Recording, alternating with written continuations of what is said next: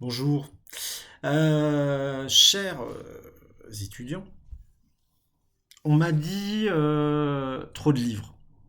Que ce soit les classes préparatoires où j'enseigne, que ce soit les universités, que ce soit ce qu'il me reste de secondaire, que ce soit etc., etc. Bref. Il faut de la vidéo, il faut de l'internet, il faut de l'audio, etc. Je comprends très très bien, hein, même si d'un point de vue du point de vue des neurosciences, je rappelle, je me permets, hein, entre guillemets, vieux con, que on fixe différemment l'attention, on construit différemment sa manière de réfléchir, sa capacité d'attention, sa capacité de rétention des informations par la lecture d'une page qui n'est pas un écran. Bref, l'instant réac étant passé, moi j'ai froid. Donc en plus du travail, je suis certaines séries. Et alors dans les séries que je suis, il y a The Gilded Age, l'âge doré, hein, la traduction québécoise. J'adore les Québécois, ils traduisent, c'est au moins pratique parce que comme ça on a moins l'air ridicule dans le cadre de l'accent. L'âge doré, c'est une série qui décrit la fantastique explosion économique euh, au travers du train et du secteur ferroviaire des États-Unis au tournant du XXe siècle, autour d'un quartier, particulièrement d'une famille, les Russell. Alors c'est inspiré de faits réels, etc. Donc c'est une série HBO.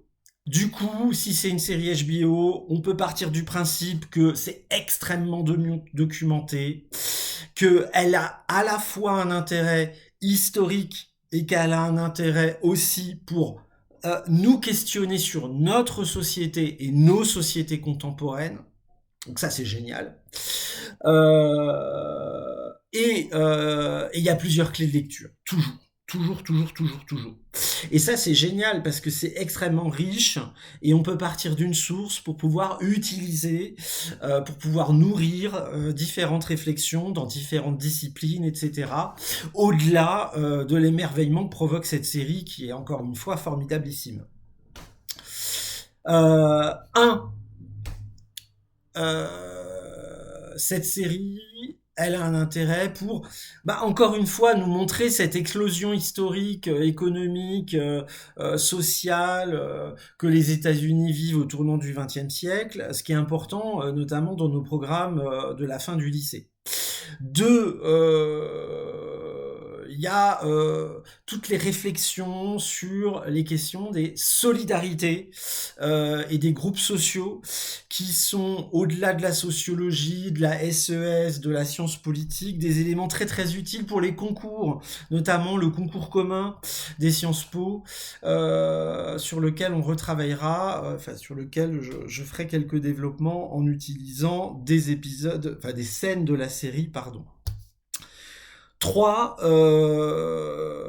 d'autres thématiques, toutes sortes d'autres thématiques politiques, sociales, économiques, environnementales, qui peuvent être utiles, non seulement pour le lycée, non seulement pour votre choix d'orientation à court terme, mais aussi pour votre choix d'orientation à long terme, avec des projets professionnels, etc. Y compris sur l'objet lui-même, qui est la production et le secteur de l'entertainment, qui désormais est un secteur qui recrute énormément, que les écoles de commerce, que les Sciences Po, que même par certains aspects l'école du Louvre ou des écoles du secteur du luxe amènent à préparer, amènent à intégrer. Donc voilà pour cette petite réflexion du matin. Dans sous peu, hein, vous verrez quelques exemples venir, agrémentés via cette série, bien des projets, bien des objectifs, ce qui permet un petit peu de sortir de l'écrit, ce qui permet un petit peu de se divertir tout en apprenant, hein, ça rappelle un ancien slogan, jouer en apprenant, je sais plus, c'était je ne sais plus quelle marque de jouet. Et surtout, utilisez votre environnement pour vous questionner. Ça, c'est hyper important. Je pense notamment aux Sciences Po, mais pas seulement. Bonne journée et à très bientôt.